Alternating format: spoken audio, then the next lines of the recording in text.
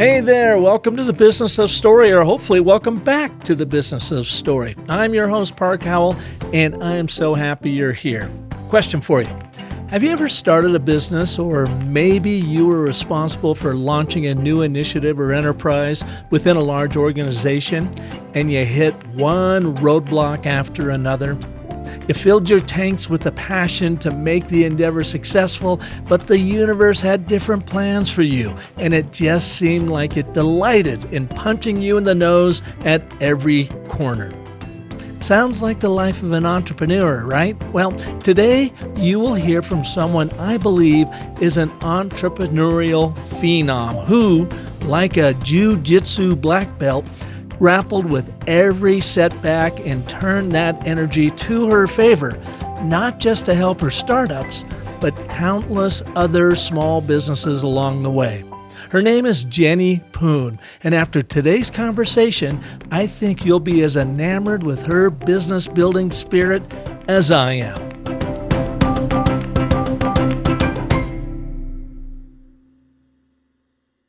Before we get to Jenny, I want to tell you about what happened at Sharp Electronics and how a simple ABT led to the signing of a major contract with one of their customers. Back in 2020, year of the COVID, I presented a 1-hour virtual training to some 130 of Sharp Electronics sales and marketing pros. And as I often do, I pulled up one of their landing pages and demonstrated a before and after transformation using the ABT. The page I used had a photo of a gigantic and what looked like a very expensive copier system. The landing page copy read, and I quote, "For years, Sharp Document Products and Solutions have been earning high praise and prestigious awards from leading MFP testing organizations. For Sharp, this represents more than just an accumulation of accolades.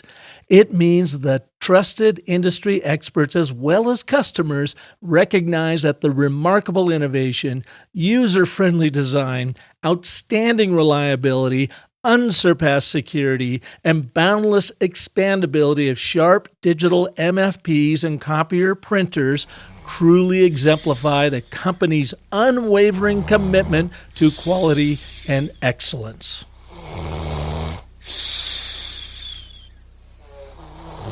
Yup, it's boring. It's all about Sharp. It's annoying chest pounding that is so off-putting to its readers. It's no way to land a customer, let alone a whale. In contrast, now feel the difference when you take that same copy, cut it by 2/3, and make it about the audience. What's in it for them? Here's the ABT I used to demonstrate the transformation for the Sharp Electronics sales and marketing team. Quote, "Shorter runs, quicker turnaround times, complete control over your in-house printing. It's what you want, but your productivity is currently stuck on pause.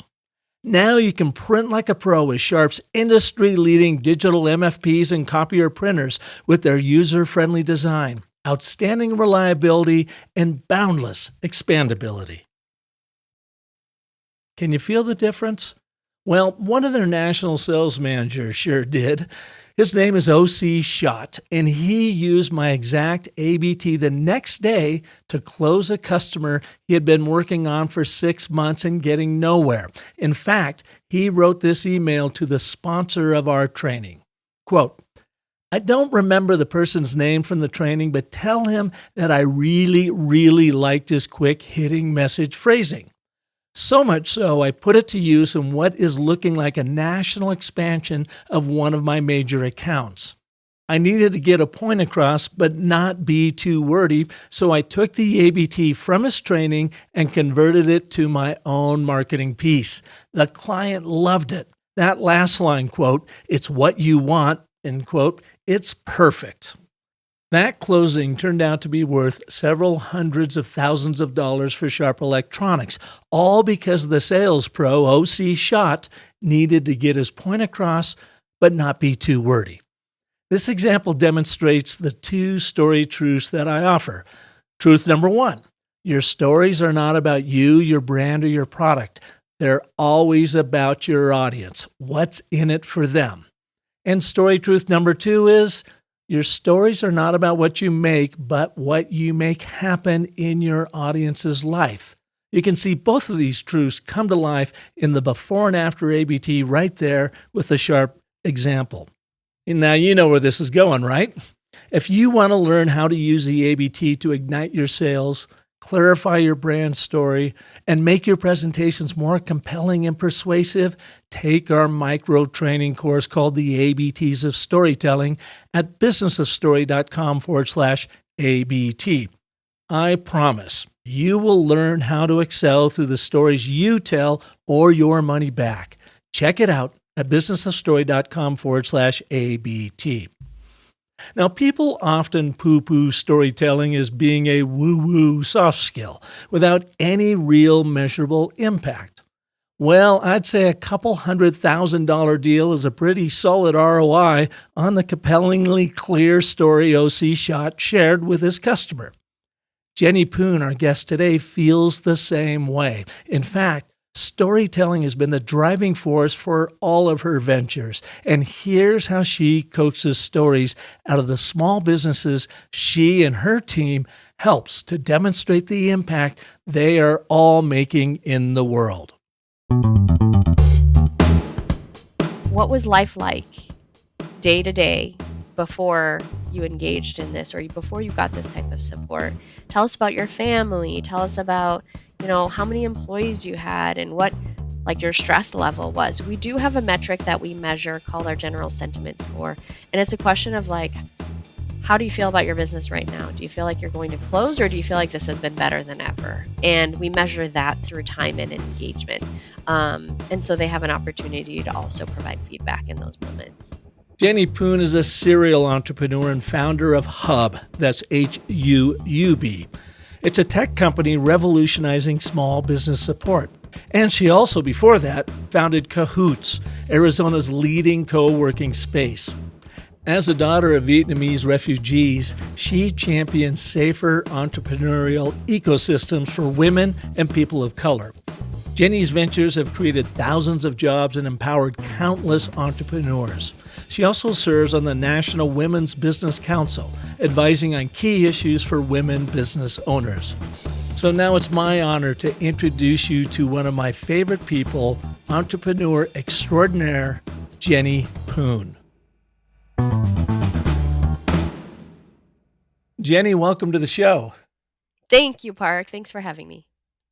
Well, it's great. You and I haven't seen each other in person for several years after, I've moved up here to Arizona, but I have so enjoyed watching your rise through the business world. You've been a staple, one of the business leaders in Phoenix and Arizona for the past couple of decades, and now it looks like you're really reaching out across the nation, around the world to help people. So congratulations on your courage, your effort, and your great success. Thank you so much. It's been such a fun journey to do all this work in small business and entrepreneur support. Give us a quick little background on what it is you're currently doing right now, and then we're going to dive into your backstory. Okay, that'll be a long story.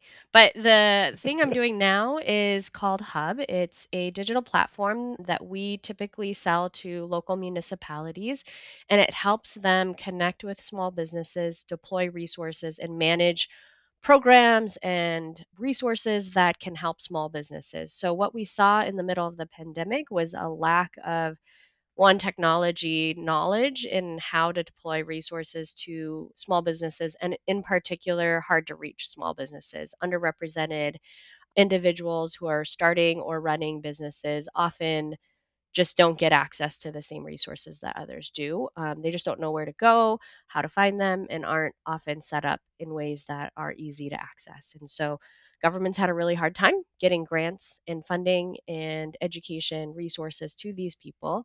And so as a result, a lot of those communities didn't get the help they needed. So we launched HUBB to help businesses and governments connect and better connect to deploy resources, funding, and training. So I know you, Jenny, from your very first venture that I am aware of CO-HOOTS, one of the very first shared working spaces in Arizona. And what was that? Was that about 10, 15 years ago you launched that? Yeah, I started Cahoots in 2010, so that's 14 years ago. And since then, we've opened another location in Mesa, and we're working on some additional expansions. But yeah, right in the beginning, before we didn't even know what co-working was when we started that. I was just like, I need a place with other creative people around me, and I didn't know what I didn't know around starting a small business, so I needed to be around people who would be able to educate me and help me and guide me, and so started a space where that could all happen. And so now your backstory. How has this all come together from, how you were raised and the big problems that you saw out there for immigrants and minorities and so forth to start a business and really have an impact? Right. So I come from an immigrant family. My parents were refugees from Vietnam, and they came during the Vietnam War, found each other, and started a restaurant in Minneapolis. I was born in Minneapolis, grew up in Minnesota, and saw how my parents struggled with finding the resources that they needed to grow a business. Honestly, if you're not an entrepreneur, or you don't come from a family of entrepreneurs that's connected in your community, you don't know where to start, you don't know where to go to. And it's really hard to find the right people because you're not surrounded by a network that can help you navigate all of the ins and outs of starting a business. So I saw them struggle with that a lot. And on top of that, it was a very difficult industry, right? Restaurants, you're in the restaurant from 9 a.m. to 9 p.m., 7 days a week. When do you have the time to actually work on your business? And so they really struggled with just navigating every part of running a small restaurant, and from navigating permitting, to finding the right CPA, to how to market the thing. And I was there through that entire journey and often, tried to help them with different parts of it. I helped them transition from a cash-based business to a cart, like taking e-commerce and digital payments. All of that came later, but just seeing them struggle with that, as well as the additional barriers on top of that of not knowing the language and not knowing, how the systems work, and then technology barriers. So that's where it started, is seeing how difficult it was for my parents to navigate what exists, and also knowing what I know now as an adult, seeing that there was a way to connect those dots, but the systems weren't set up for them to easily do so, was how I came about, one, first starting Cahoots and then moving into launching Hub. Did you do work before you started Cahoots? Because Yeah. you're not a very old individual. You've been at this for a long Thank time you. as a young lady. Thank you. Yes, I did a lot of things before. A lot of it comes from being like learning being scrappy for my parents. So I always worked other jobs. I was a teacher early on, lived in China for a little bit and taught English out there. I came back and studied journalism and marketing. So I did a lot of journalism work before. That was kind of my past life. So I wrote, but then eventually moved into design. And that's actually how I think we have connected, Park, is doing design work. I started my own marketing agency. I was the art director for the Arizona Republic, and then started my own marketing agency. That was my first business. That was the business that I needed help with, and that's why I started the co-working space, and then fell into community building through that and realized how much more rewarding it was for me to be involved in community building and supporting people at scale versus the like one-off clients I was working with when I was running a marketing agency. For me, like the reward was seeing people who were like my parents actually win in this game of entrepreneurship. And so, yeah, a lot of different routes that got me Yeah, here. which isn't easy. Even if you do have everything going your way, it's still not easy to succeed as an entrepreneur. But you come from very much of a storytelling background then with your work in journalism, writer, art director for the Arizona Republic in marketing. How have you seen and how have you leveraged storytelling to help grow both Cahoots and now Hub and the community of business people that you have surrounding you? Yeah, it's one of the most important things. I think there's two pieces of the work that we do. It's data collection, But the next piece is, how do you take that data and tell stories around it that are memorable? Because that is what is going to change minds. Everybody seems to think the data is what's going to change minds. I think that's one part of it. The data informs what stories we tell. And so a lot of what we see through the data, and I will share too, before that, I did a lot of data visualization. Before, we had infographics, I was doing drawings for the newspapers around, how airplanes had crashed and how the plane split, and being able to communicate the data that came out from reporting into something that would could be visualized. And so now in the work that we do, it's transformative when we can tell the stories of the businesses individually. And those are the things that our elected officials, our community partners can easily grasp and share with others, right? Like when we say that, hey, your local small business right next door to you, this is how they started. And with the type of support we've been giving them, the grant that you were able to deliver to them, they've been able to triple their revenues. And now they have 4 different locations, right? Just by that small investment of, let's say, $500, right?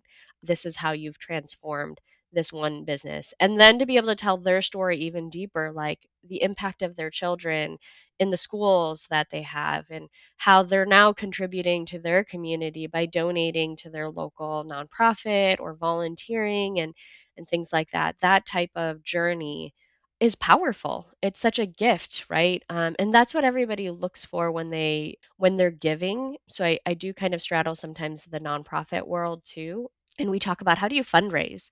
How do you fundraise and raise revenue or raise money for causes? And it's those stories, because people want to see themselves and see what they're giving do greater good, right? And that comes with that end story of an individual being impacted. Yeah.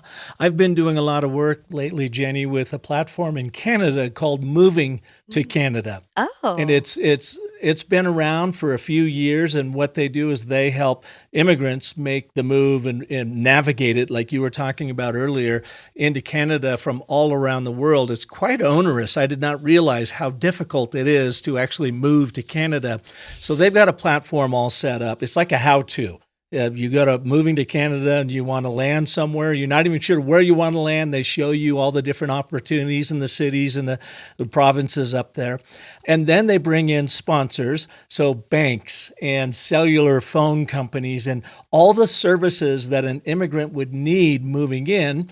They say, here, we're going to introduce you to some. So it becomes an advertising marketing platform. But number one, it's a how-to hub for them. And the one thing they're missing that we're working on right now with them are these very stories you're talking about. Because while I tell them it's a marvelous how-to hub, and the people that run Moving to Canada are really good on video and they tell their stories a little bit, but they don't capture the stories of the immigrants coming in and how it made it much easier for them to do it, how they landed, and the kind of impact now they are having. Maybe they moved from India and now they've got a great family business going in Ontario. And the impact, just like you said, that their kids are having in schools and the impact that they're having in the overall Canadian economy and the Canadian culture. And it's interesting. So you're doing something similar down here to help people, immigrants and or minorities, folks that don't have access to these sorts of resources. You are not only sharing those resources, but then also connecting them with the people that can provide them to it. And it's always interesting to me that we get lost in the logic and the reason and the data for all of that, and quite often just overlook the human impact that you and those municipalities are actually having on these business owners. Why do you Absolutely. think that is?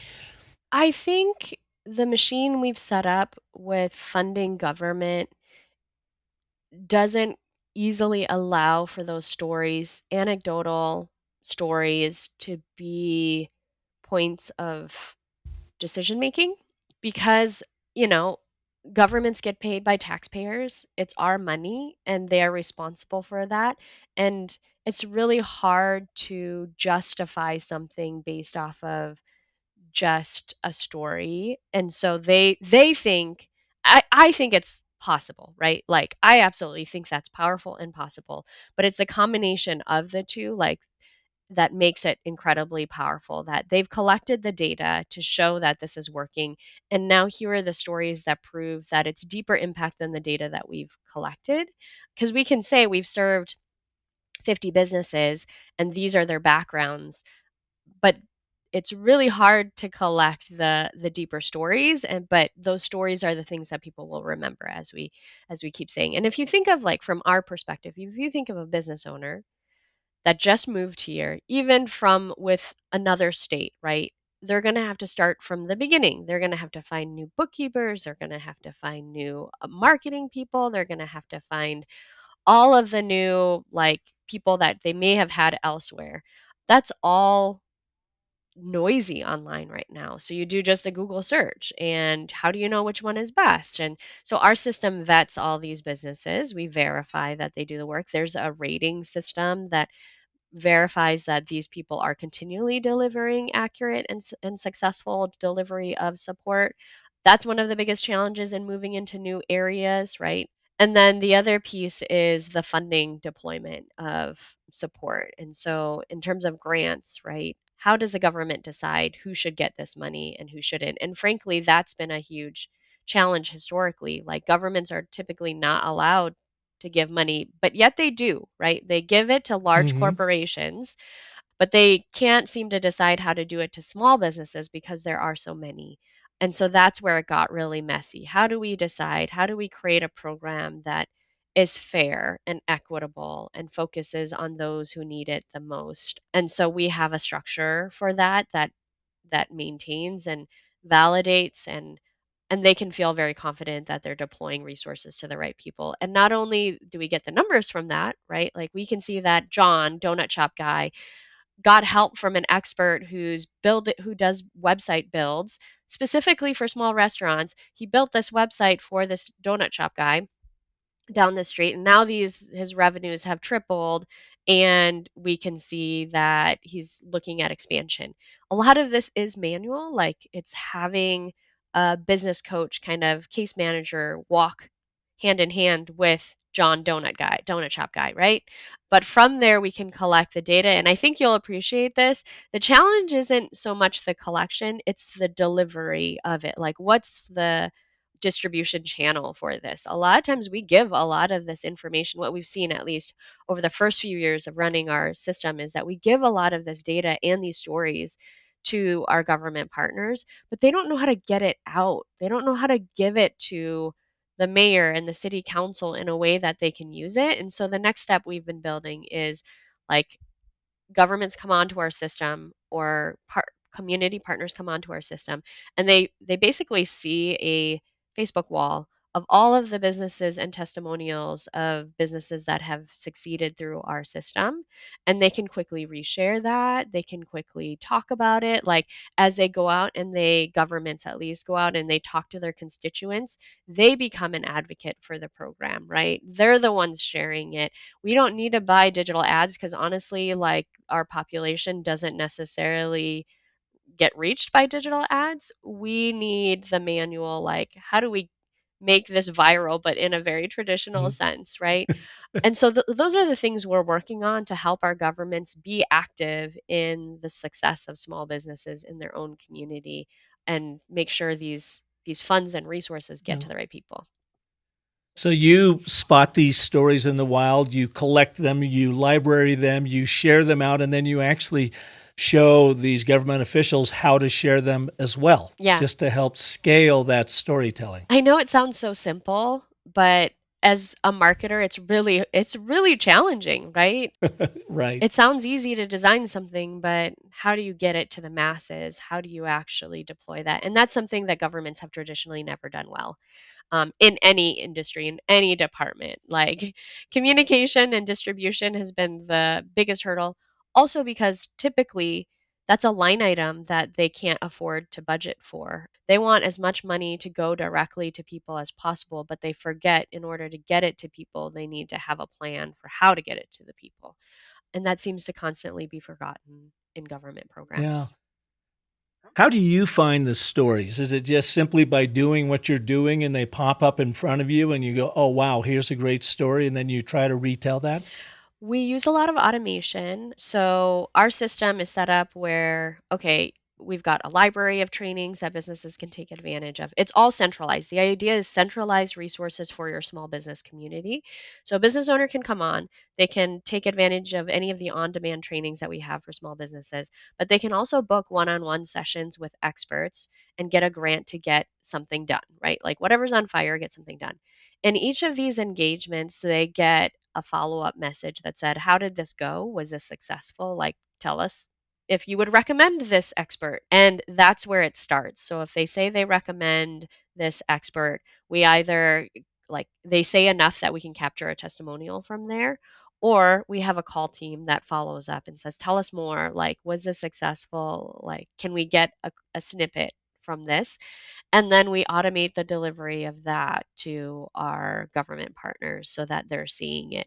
And the next step to this is them identifying their stakeholders and being able to push a button and say, look, here's like, hey, city council member, you supported this program. You helped fund this program. I want you to know that this business owner in our community had this story to share about the impact of your investment in that small business. That's the closing loop piece that we're working on. That is so awesome. So you're able to really illustrate the absolute impact you are having and this granting, the funding is having for these small businesses. Yep. What is one of your favorite, most memorable stories, whether it be at Cahoots or at Hub, where you saw someone come in and they were really struggling and just through the co-working space and or the community you have developed around it, really made an impact Yeah. on them? Yeah. I, if it's okay, I'm going to share two stories, Park. You can share as many stories as you like on the business of story. One story about myself and the power of community, and then I'll follow that up with a business owner story. So when we started in 2010, we didn't know what we were doing. We didn't know it was co-working. I just thought I needed a shared communal space for people to help each other, right? And might I add, Jenny, you were right in the middle of a global recession when Yes. you decided to start this. Yes, because I was laid off from my job and I decided to start a business. And funny enough, there were thousands of other people, right, in the same city dealing with the same thing, starting businesses. So we were very lucky, oddly enough, to start in the middle of a recession because there were so many people starting businesses. And I remember a stat at that time too that came out in the paper that said, "Oh my gosh, Arizona's like the best place or is the fastest growing entrepreneur community." And on the flip side, if you dig into that, that's because so many people lost their jobs here. They had to start businesses. It was entrepreneurship out of necessity. And so every year in running Cahoots, we would essentially fill up our space. Like it started with 5 people, and then it became 12 people, and then it became 120 members, and then it was 250 members. And it just kept growing, and we would have to move out of space and move out of space because we ran out of space. And so by year 6, I was like, "Oh my gosh, we're on our 4th space now, right? Like, we're out of space where we are. We need to find another space, and I need to find one that's like 3 times bigger because I can't keep moving every year."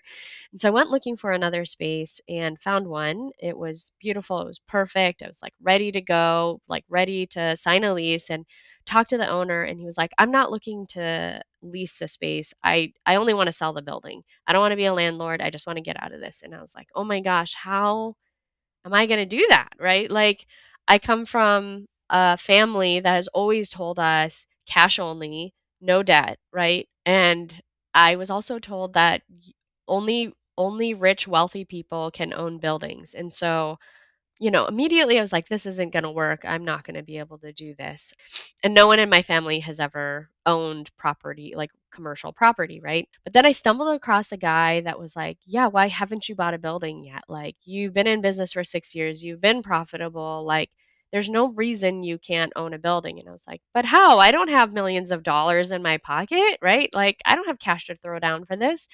And he sat down with me, gifted his time, and created a business plan for me and helped me navigate the banking process. And we had initially applied for an SBA loan and was declined. There was a stipulation, basically, co-working spaces can't qualify for it. But Hmm. we were told that we were pre-approved initially, but they needed us to sublease our old space and pre-sell our new space. And the owner of the building was kind enough to let us like set up in there for a little bit and give tours, even though we didn't own the building, and try to pre-sell this space. And we checked both of those boxes, right? And then they discovered, so then we subleased our old space, we pre-sold this space, and we discovered that we actually don't qualify. Like we went into underwriting and they're like, "Oh, actually there's a stipulation that we can't get over. Essentially, you have to be owner occupied and in the corner more than I think 80% owner occupied, and under the co-working space model, we don't believe that you're totally owner occupying the entire space." And so at the last like 11th hour, they backed out, but we were out of our old space already and had already told people that we were moving into this space. And so it Oh was one of boy. those moments where I was like, I think we're done, right? Like I can't back out of this lease. We've moved out of that space. And How'd that make you feel, Jenny, when you said, I think we're done? yeah, it was devastating, because we had so much traction, you know? Tried to look at other spaces, but it was literally a month before we were supposed to open, and we had committed contracts to this space. Like, we would have to start all over, right? And so that broker who I was talking to, he was like, "I'm gonna try to find someone else for you. Like, maybe there's somebody else that can fund this."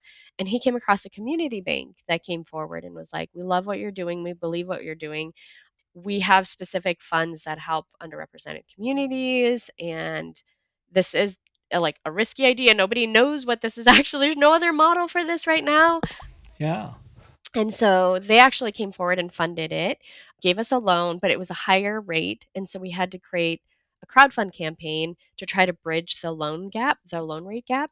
And we launched this crowdfund campaign and raised $55,000 out of just this crowdfund that ran for a month. And was just shocked at the level of people that came in to support us during that time and make sure that we survived. And it wasn't for like pre-selling memberships. It was like for a t-shirt and like a thank you card.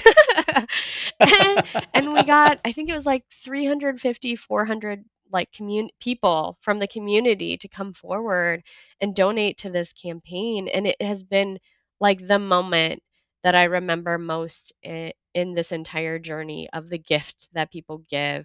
And we had people from Silicon Valley that was like, "We just love what you guys are doing. We heard about this from an employee that has stopped by for an event once, and so here's $1,000." And I was like, "Oh my goodness," right? And we had never asked for any kind of money before.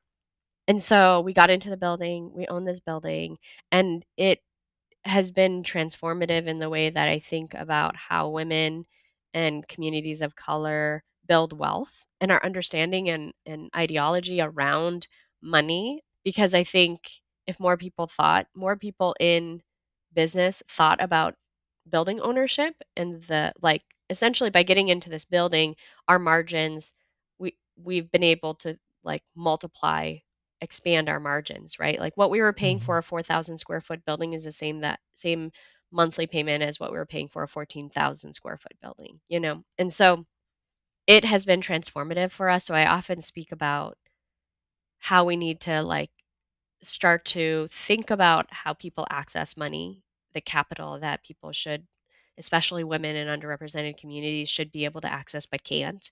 And that entire journey of what I went through to even understand that I was capable of doing this. Yeah. So that's one major journey, and I think that's a big one in terms of money. Do you still have that building? Yes, we still have that building. Isn't that great? Yeah, and that's the other thing. I in my head too, I was thinking, okay, we've got a 10-year lease. How are we going to pay off this building in 10 years? And so I started like getting really scrappy and trying to figure out how we have a 10-year payment on this. And my banker was like, "No, Jenny, you have a well, it was at 5.5%, and then we refinanced to 3%, and I was Hmm. trying to pay it off like ahead of the 10 years, and my banker was like, "No, Jenny, this is a 3% rate. You don't pay this off early. Keep your money Yeah. and go buy another building." And that, even Reinvest that it. Sure. mindset was transformative, right?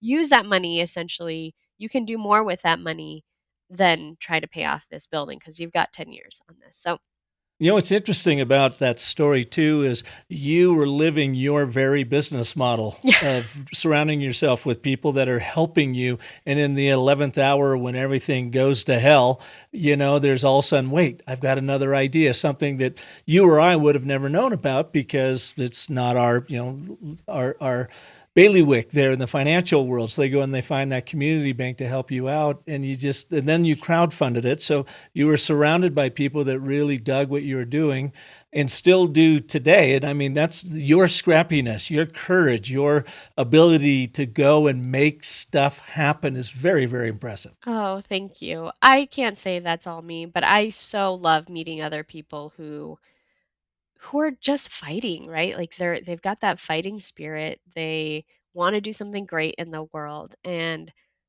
like those people deserve to be successful. And so whatever I can do, and I just again think back to my parents who tried their hardest to be successful with in a world and in a community that was like not necessarily welcoming to them, right? Wasn't built for them. So a lot of the work is revolving around how do we make all Yeah. that accessible.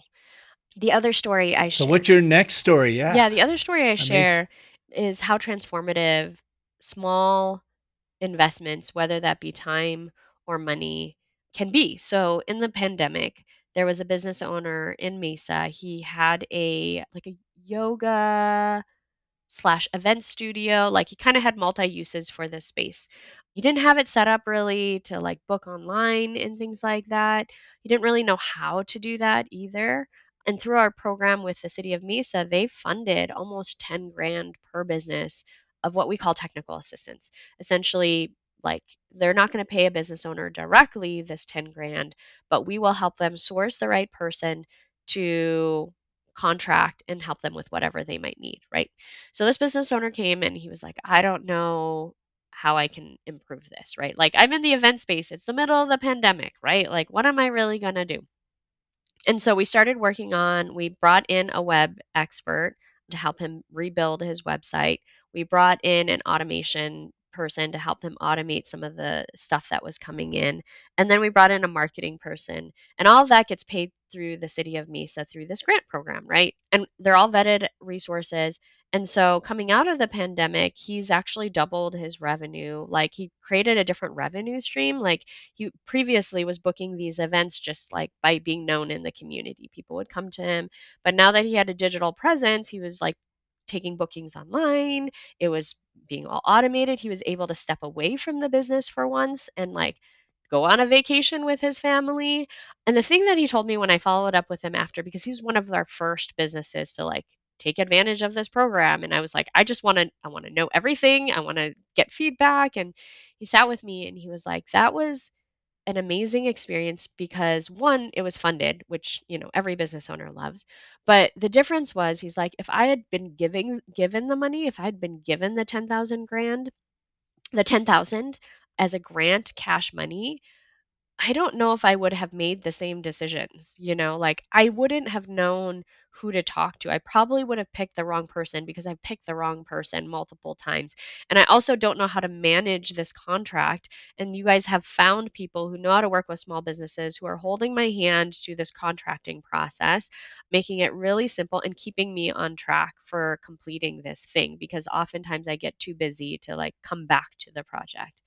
And so he was like, that is worth more than the 10 grand because I wouldn't have had that connection with the right people to start. And so now he's off running his own, like running on his own, and he'll come back every once in a while for some additional needs. But it was that like thing that was on fire that was beyond his capable skills, right? Like, when are you going to become an expert web developer? When are you going to be an expert automation person?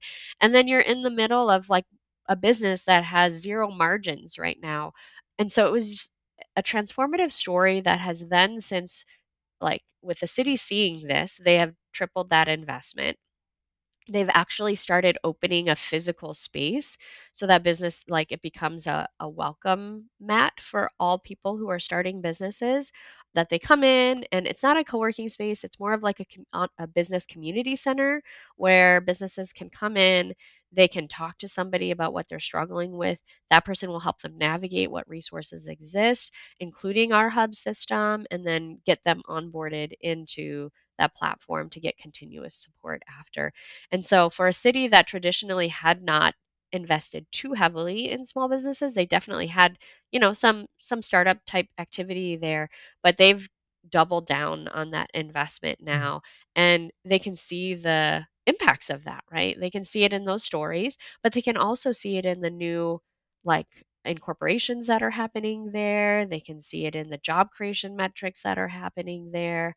All of the little data things that check the boxes of what they need to, like, say they can fund this, but also the stories that their city council people can go out and share. Mm. Jenny, a platform that I use that I really like is called Story Prompt, Mm. and it enables people, like your customers, like your members, to be able to easily share their story. They can literally pull it up on their phone. They look into it. It records them video, audio, and or written form. But the idea is to make it really easy for people not just to share testimonials, but to share their actual story of impact, which leads me to the question, how do you, beyond just asking that testimonial question, did it work for you? Would you refer it to someone else? How do you coax and or teach your members, your users, how to shape and share their stories? I don't know if there's like a way to I guess we prompt them with some questions, right? Like, what was it like Mm-hmm. before you engaged with this? What were you doing before you engaged with this? And that helps them start. I mean, just like what you're doing, right? Like, how did it start? Tell us about that. Mm-hmm. What were some of the challenges? Like, what were you doing before? And then how has that changed? Like, and we do prompt around personally, like, what was life like day to day before you engaged in this or before you got this type of support? Tell us about your family. Tell us about, how many employees you had and what, like, your stress level was. We do have a metric that we measure called our general sentiment score. And it's a question of, like, how do you feel about your business right now? Do you feel like you're going to close or do you feel like this has been better than ever? And we measure that through time and engagement. And so they have an opportunity to also provide feedback in those moments. Gotcha. Well, you have had a tremendous impact on the local community, the statewide community. What's next for you? What are you going to do, and how are you going to expand Hub? And do you have yet another enterprise on the horizon? I don't know if I have another enterprise on the horizon. This has been a lot already. It I has. say I don't. I say, like, Hub is my final adventure, but then everybody laughs when I say that because I'm laughing right now too. I Yeah. probably can't stop. But I'm putting all 100% of my energy into Hub, and Cahoots is still running strong. My husband actually has taken that over and does a lot of that work there. And we are actively trying to expand Cahoots as well. But Hub is my goal is to get Hub into every community, especially like rural communities that struggle with any kind of support. But, there's Are you talking about just Arizona or across the nation? across the nation. Yeah, Yeah. we're working across the nation. We have some inquiries even in Canada and Mexico. I think that will be a little bit later. We want to tackle the US first. But yeah, we're working on a national Well, if expansion. you'd like an intro to moving to Canada, Rory Spillane and his team up there, Hugo and Rebecca, they're just amazing, amazing people. And they're doing something kind of similar to what you're doing here. So I'd love to make that contact when the time is right for you. Yeah, that would be wonderful. How can people learn more about Hub? Where should we send them? Yeah, we partner specifically with municipalities. So if you're a municipality, we'd love to talk to you. If you're a business owner in any of our communities, you can get free access. This is a completely free system paid for by your local municipality as an investment in the small business community. We are heavily in Phoenix or in Arizona right now. So you can go to myhub.com. That's MYHUUB. There's two U's in hub.com, and you can see all the cities that we're in right now, and we're constantly expanding. We're moving into California and Texas, looking at across the south and southwest as well. So you can go there, and then I'm on LinkedIn. Very cool. Well, Jenny, I know how busy you are, and so thank you for taking the time to come on our show today. And great reconnecting with you, at least virtually. Thank you so much, Park. It was such a wonderful time. I can't wait to see what's next. Have a great one. You too. Thanks for listening to and sharing this episode with anyone you know who will benefit by becoming a more confident and influential storyteller. If you want to empower your people and help them build affinity with their prospects, with their customers, and even their colleagues through the power of story, well, shoot me an email to park@businessofstory.com. I do mastery courses in person, virtually, or as a hybrid training, including our micro-training course and 21-day Story Quest Deliberate Practice program. I want to help you to start building your storytelling culture now. So please shoot me a note, park@businessofstory.com. I'm here to help. I want to give a big shout out to Caden Howell for editing the show, Marissa Hill for your marvelous marketing of the Business of Story, and of course, Darius Holbert, who composed our excellent theme music. Plug in your earpods next Monday when one of the founders of the Pac-12 network, Yogi Roth, will be here to discuss his new college venture with his Y Option podcast and how Yogi uses storytelling to explore the turbulent landscape of NCAA football. Until then, remember that the most potent story you'll ever tell is the story you tell yourself. So make that one epic. And thanks again for listening.